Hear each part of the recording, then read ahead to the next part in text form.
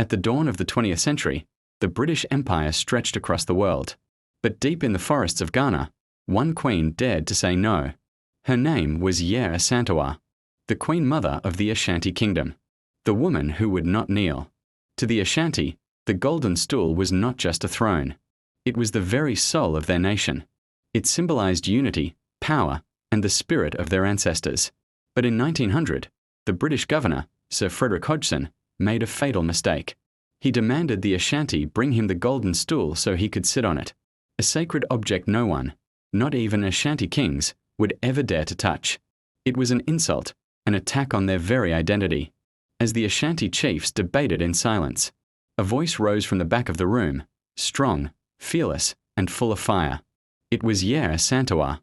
She stood up and said, "If you, the men of Ashanti, will not go forward, then we will. We, the women, will fight for our land." Those words shook the room, and the rebellion began. For months, Yaa Asantewaa led thousands of warriors, men and women, against the British forces in what became known as the War of the Golden Stool. Armed with courage, spears, and an unbreakable will, they besieged the British fort in Kumasi, cutting off supplies and communication. The British called it rebellion, but for the Ashanti, it was reclamation, the defense of their soul, their pride, their Golden Stool. Though the British eventually captured Yaa Asantewaa, her name became a symbol of resistance. Yaa Asantewaa was exiled to the Seychelles, where she lived until her death in 1921. But her spirit never faded. In every Ghanaian woman who rises, in every African leader who stands tall, her courage lives on.